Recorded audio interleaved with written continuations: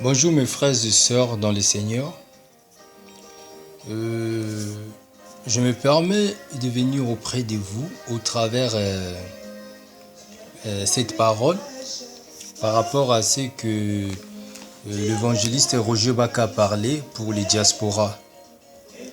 Alors la Bible dit, si on regarde bien, la Bible dit dans 1 Thessaloniciens chapitre 5, versets 19 à 22. La Bible dit ceci: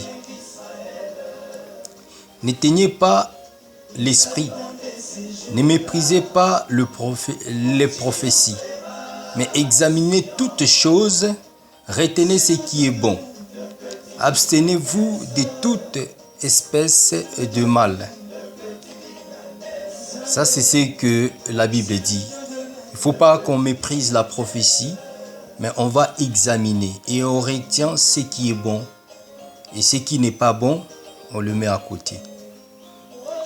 Alors, écoutez ce que l'évangéliste Roger Baka est en train de parler. Ce que l'évangéliste Roger Baka a parlé par rapport aux diasporas. Après, nous allons examiner ensemble pour voir qu'est-ce qu'on peut retenir à ça et qu'est-ce qu'on peut comprendre par rapport à ça. Avant le 15 février 2021, cherchez à quitter les lieux où vous êtes dans la diaspora. Amen. Après cette date, vous deviendrez des esclaves dans ces pays-là. Ainsi dit l'Éternel.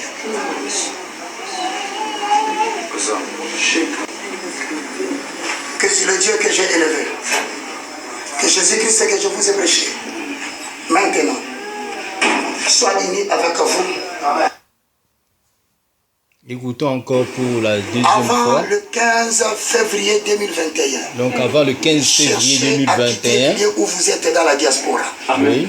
Après cette date, vous deviendrez des esclaves dans ces pays-là. Donc si on ne quitte pas, on deviendra des esclaves dans le pays où nous résidons. Que c'est le Dieu que j'ai élevé, que Jésus-Christ que je vous ai prêché, maintenant, soit unis avec vous. Et il a dit, ainsi dit l'Éternel. Donc nous avions écouté pour la troisième fois. Avant le 15 février 2021, cherchez à quitter les lieux où vous êtes dans la diaspora. Amen. Après cette date, vous deviendrez des esclaves dans ces pays-là. Ainsi dit l'Éternel.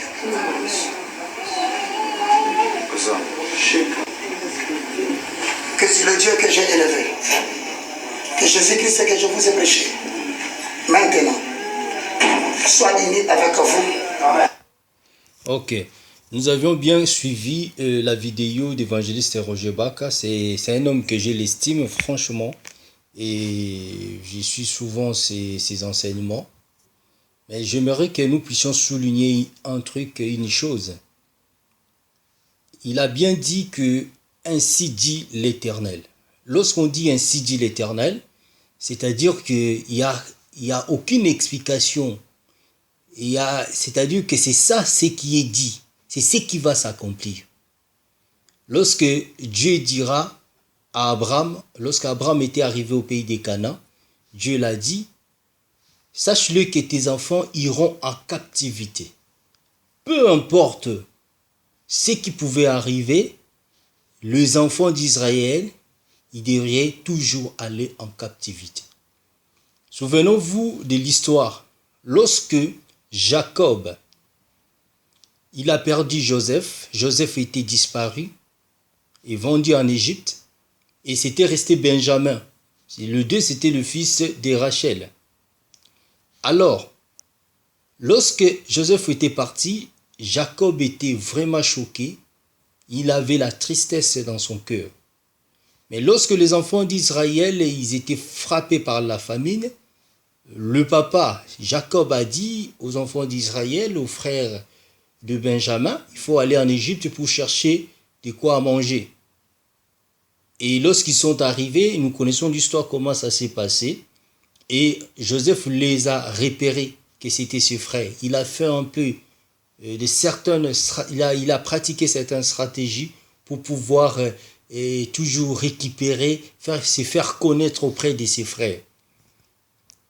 La Bible dit, lorsque Joseph a assis à garder Benjamin, lorsqu'ils étaient venus, Joseph a su les garder. Après avoir le gardé, il leur a dit, allez-y, et lorsque vous allez revenir, il faut revenir avec votre frère, votre jeune frère Benjamin.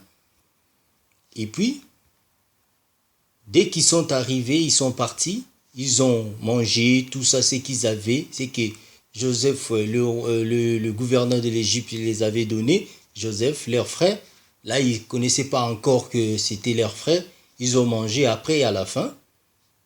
Et comme la famine continue à frapper le pays, et la Bible dit que les enfants d'Israël, ils sont retournés encore en Égypte. Lorsqu'ils sont retournés en Égypte, deuxième fois, et cette fois-ci, ils étaient retournés avec Benjamin. Et c'est là où Benjamin était arrêté. Après quelque temps, Joseph n'a pas pu se contenir. La Bible dit, il s'est dévoilé à ses frères et il dit, allez chercher votre père et ramenez-le. On va comprendre que Jacob avait des hésitations pour descendre en Égypte. Alors, quand Benjamin était saisi par le gouverneur de l'Égypte, qui est Joseph, il n'avait plus de choix. Mais lorsqu'il est allé consulter l'Éternel, l'Éternel a dit, n'hésite pas de descendre en Égypte, car c'est là où ton fils Joseph te fermera les yeux. Et il a consulté l'Éternel. Et l'Éternel l'a dit de descendre en Égypte. Jacob a hésité. Mais Dieu a dit, n'hésite pas, descendre en Égypte.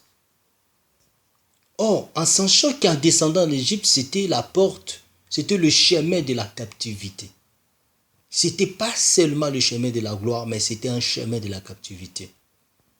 Dieu encourage quelqu'un de descendre à un lieu où plus tard, il y aura la captivité. Donc, je voulais dire une chose. Lorsque Dieu avait dit à Abraham que tes enfants iront en captivité, la résistance de Jacob ne pouvait pas empêcher les enfants d'Israël de descendre en Égypte. Parce que c'est là où était prévu pour la captivité. Et la captivité, c'est la formation. Alors, ça s'est accompli comme Dieu avait dit à Abraham. Lorsqu'il était venu, il était arrivé au pays des Canaan. Maintenant, si Dieu a dit à Roger Baka, à évangéliste Roger Baka, que avant le 15, il a dit avant le 15 février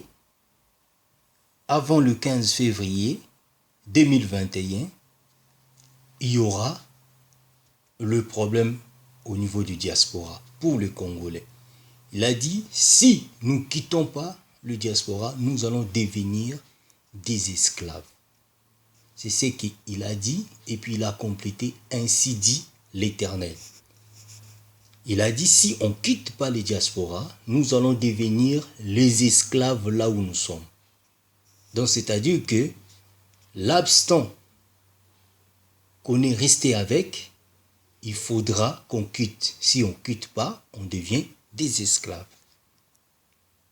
Alors, ça c'est, on est en train d'analyser la prophétie. Il ne faut pas que le 21 décembre, le 15 décembre 2021 plutôt, autant pour moi, ça passe qu'on ne devient pas des esclaves. S'il a dit, c'est Dieu qui l'a dit, il faut qu'on devienne des esclaves.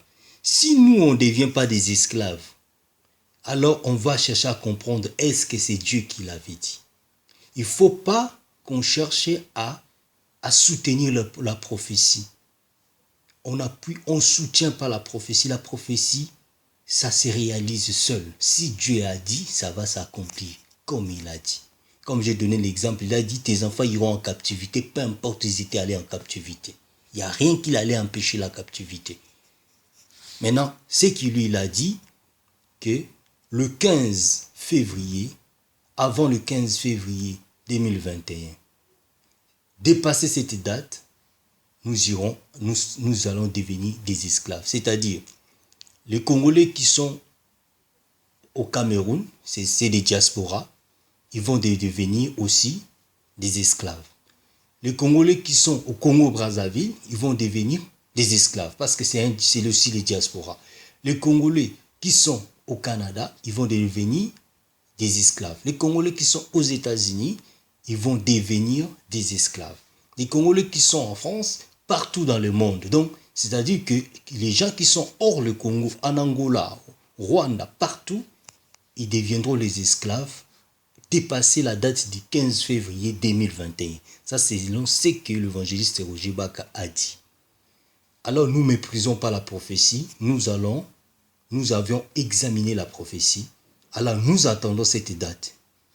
Dépasser cette date, si on ne devient pas des esclaves, alors nous aimerons que l'évangéliste Roger Baka, il repasse encore pour nous dire pourquoi nous ne sommes pas devenir des esclaves. Parce que lorsqu'on dit, on a l'habitude de parler la prophétie. Si ça se réalise, tout le monde, il repasse deuxième fois pour dire, je vous avais dit. Mais si ça ne se réalise pas, les gens, ils n'ont pas le courage de revenir pour dire que, excusez-moi, c'était mes pensées, peut-être que j'avais mal compris. Ils peuvent avoir quand même le courage de repasser deuxième fois pour pouvoir nous dire pourquoi ça ne s'est pas réalisé, parce qu'ils nous ont rassuré que c'est Dieu qui l'a dit. Si tu dis que ainsi dit l'Éternel, ou si tu dis je ne sais pas comment ça va se réaliser, mais regardons un peu cette date. Mais lorsque les gens ils viennent avec des affirmations de la prophétie et que ça ne se réalise pas, qu'ils puissent avoir le courage de revenir. Peut-être qu'ils ont mal compris Dieu. Peut-être que Dieu les a parlé, mais ils ont mal compris le langage de Dieu. Parce que A de Dieu, ça peut être B, B de Dieu, ça peut être A. Lorsque la personne qui était aveugle, on l'a mis. C'est Jésus qui l'a prié pour lui. Il a prié pour lui. Il a dit, tu vois quoi? Il dit, je vois les gens comme des arbres. Mais Jésus a prié sur quelqu'un pour qu'il puisse retrouver encore sa vie, pour qu'il puisse retrouver la vue, pour qu'il puisse voir. Mais après la prière de Jésus, la Bible dit, il voyait des gens comme des arbres. Il faut imaginer, il a fallu que Jésus fasse une deuxième prière. Il a pris maintenant la salive, il l'a mis sur les yeux. Et il a mélangé avec la boue, il a mis sur les yeux, il a dit, va laver la figure. Lorsqu'il est parti laver la figure, il revient, il a vu. Mais pourquoi Dieu a fait ça deux fois? Pourquoi Jésus a fait deux fois? Il a fait une fois, prier, et deuxième fois, il a mis la boue sur les yeux. Pourquoi il a fait? Pourquoi ces systèmes? Je n'envoie pas les gens d'aller faire des pratiques. Les pratiques, c'est pas biblique. Ça a une explication interne. Ça a une explication spirituelle pour enseigner, instruire et corriger. Mais pourquoi Dieu a fait deux fois? C'est pour dire que lorsque tu écoutes Dieu, tu écoutes la prophétie de Dieu, il faut laisser à Dieu de pouvoir donner l'explication exacte de cette prophétie. Lorsque vous transmettez quelque chose, vous allez dire que c'est Dieu qui a dit.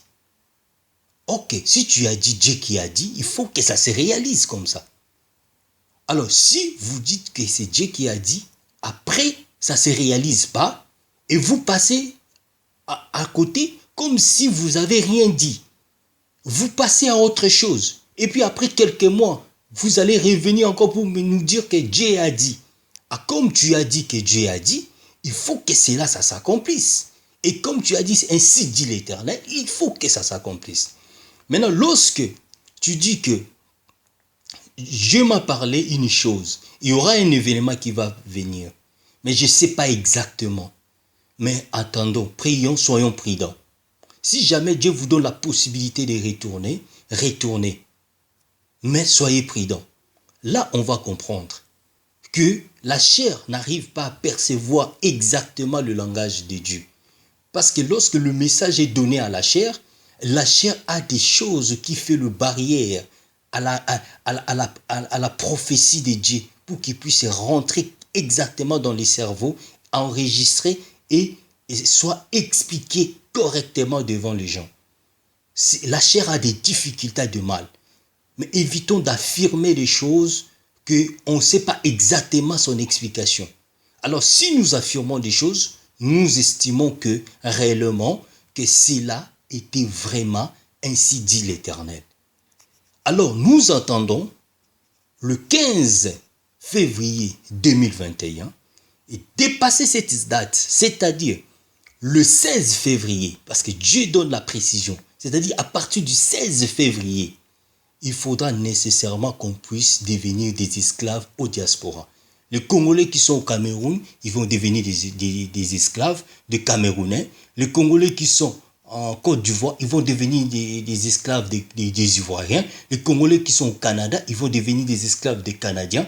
Les Congolais qui sont aux États-Unis, ils vont devenir des esclaves des Américains. Les Congolais qui sont en France, ils vont devenir des esclaves des Français. Ça, c'est selon la prophétie de l'évangéliste Roger Baka. Et il a dit, ainsi dit l'Éternel. C'est-à-dire que ça va se réaliser, dépasser le 15, si nous ne sommes pas retournés dans nos pays. À partir des 16, on devient des esclaves. Donc, on attend cette prophétie puisse se réaliser. Et si jamais le 16, cela ne passe pas comme ça, franchement, nous allons demander à son Excellence, évangéliste Roger Baka, le moindre de tous, de revenir encore pour qu'il puisse nous expliquer comment ça ne s'est pas réalisé. À partir du 16 à 17, il va revenir encore pour nous expliquer qu'est-ce qui s'est passé. On n'est pas devenu des esclaves les 16, les 17, les 18, les 19, on n'est pas devenu des esclaves. Si c'est réalisé, ok, gloire à Dieu. Avant le 15 février 2021, voilà. Cherchez à quitter les lieux où vous êtes dans la diaspora. Amen. Après cette date, vous deviendrez des esclaves dans ces pays-là. Ainsi dit l'Éternel. Ok. Donc c'est ça ce qu'il a dit.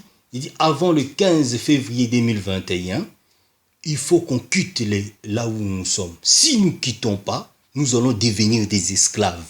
Donc c'est-à-dire que à partir du 15, dépasser cette date, à partir du 16, il faut qu'on devienne des esclaves. Si on ne devient pas des esclaves le 16 2021, franchement, nous allons demander à l'évangéliste Roger Baka de retourner et de nous parler. Pourquoi nous ne sommes pas devenus des esclaves? Parce qu'il avait dit, ainsi dit l'Éternel. Il ne faut pas qu'il passe à autre chose. Il faut qu'il nous explique. Parce que les gens, ils passent, ils disent leur prophétie. Lorsque ça ne se réalise pas, ils passent à autre chose. Au lieu de revenir pour nous dire, peut-être humblement parlant, j'avais pas bien compris. Excusez-moi. Et d'échanger là, d'avoir la sagesse de pouvoir transmettre une prophétie. Nous sommes des humains, on peut avoir, nous branchons d'une manière ou d'une autre, on peut avoir la difficulté de percevoir exactement la prophétie, le langage de Dieu. Mais évitons d'affirmer les choses que nous n'avions pas compris, même si on a rêvé, même si Dieu nous a parlé, évitons d'affirmer certaines choses. Si jamais ça s'accomplit, gloire à Dieu. Dieu avait promis que les enfants d'Israël vont aller en captivité. Peu importe s'ils étaient allés en captivité. Après, Dieu les a libérés. Alors, lorsqu'il y a la misère, il y a des gens qui tombent sous le coup de la misère. Il y a des gens qui ont la grâce. Moïse, il vivait dans la maison du roi, mais il n'a jamais été esclave. Mais c'était un Hébreu. Moïse n'a jamais été esclave. Mais le pays, tous les enfants d'Israël étaient dans l'esclavagisme, mais lui, il n'a jamais été esclave. Chaque personne a une grâce particulière, Dieu l'a fait. Dans un pays où tout le monde est maltraité, toi tu as reçu la grâce de Dieu. On en a vu partout dans la Bible. Les gens qui souffraient, d'autres ils ont eu la grâce. D'autres ils ont la grâce, d'autres souffrent. Même dans ton propre pays, vous ne pouvez pas être tous bien. Il y a d'autres qui souffrent, qui mènent une vie difficile. Mais d'autres ils sont bien. D'autres ils ont la grâce. C'est comme ça la vie. La vie c'est comme ça. Nous ne craignons pas la misère du monde. Nous ne craignons pas ce qui arrive au monde, même s'il y a la guerre mondiale, il y a des gens qui meurent, il y a des gens qui vivent. C'est ça le monde et la réalité de la vie. Mais ce qui est plus important, nous craignons l'enfer. Nous craignons que nous ne puissions pas aller en enfer. La vie sur la terre ne nous importe rien. Ce qui nous importe, c'est quoi? C'est ce qui est très important dans notre vie, c'est d'hériter le royaume des cieux. La chair, nous fuyons le problème aujourd'hui, demain, le lendemain, après 120 ans, nous allons mourir. C'est comme ça pour tout le monde. Il y a d'autres qui sont venus sur la terre, ils ont vécu que la galère jusqu'à ce qu'ils sont morts. Jusqu'à ce qu'ils sont morts, ils ont vécu que la galère. Il y a des gens comme des Jérémie, ils ont vécu que la misère. Il y a des gens comme... Donc, il y en a plein dans la Bible. Ils ont vécu que la misère jusqu'à ce qu'ils sont morts. Parce que le royaume de Dieu, ce n'est pas le royaume de la terre. C'est le royaume céleste. Notre vie, ce n'est pas de ces royaumes. Notre vie, c'est des royaumes célestes. Nous n'aurons rien à voir avec ce qui se passe sur la terre, car il n'y aura jamais la paix sur la terre. La Bible dit, heureux lorsqu'on vous outragera, qu'on vous persécutera à cause de mon nom, qu'on vous dira faussement toutes sortes de mal. Réjouissez-vous de pratiquer la justice, car votre récompense sera grande dans le royaume des cieux. Tous les héros, ils étaient décapités. Tous les héros dans la Bible, il y a des gens qui étaient décapités. Et il y a des gens qui étaient lapidés, Étienne. Il y a des gens qui étaient égorgés à cause de la bonne nouvelle. La bonne nouvelle du royaume doit être prêchée partout dans le monde, après quoi viendra le jugement. Sauvegarde, c'est la Bible dit, celui qui va sauver sa vie sur la terre, il la perdra. Celui qui va perdre sa vie à cause de Jésus, il les recevra. Nous n'avons pas peur d'être des esclaves sur la terre, mais avec Dieu, on ne sera jamais des esclaves. C'est ce que nous allons comprendre. Avec Dieu, on n'est jamais d'esclaves. On est d'esclaves sur la terre parce qu'on se réveille tôt pour aller chercher l'argent dans l'hiver. Tout ce qu'on fait, c'est bien conditionné. On mange dans les difficultés, on fait tout dans les difficultés. Mais notre royaume, ce n'est pas le royaume de cette terre. Si Jésus-Christ était venu pour que nous puissions fuir l'esclavagisme de gauche à droite, si c'est ça le rôle de son avenir sur la terre, c'est que la parole de Dieu n'a pas le sens. Si Jésus-Christ était venu pour nous donner une vie de la royauté sur la terre, c'est que ça ne sert à rien de servir Dieu parce que tous les héros qui sont passés, c'était que des galérins, des misérables. C'était que des gens qui souffrent. Abraham, aujourd'hui on parle d'Abraham. La Bible dit qu'Abraham, quitte de ton pays, je t'ai béni, j'ai rendu ton nom grand. Nous estimons que cette bénédiction, c'était comme les bénédictions de la chair. Non. Mais Abraham a peigné la vie. Il a passé sa vie dans la guerre. Il a peigné. Il avait faim. Il est descendu en Égypte pour chercher, pour mentir, afin de sortir avec la grâce des pharaons. Il a peigné sa vie. Jacob, que Dieu avait dit que tu es béni. Mais Jacob a souffert. Regardez, lisez bien la Bible.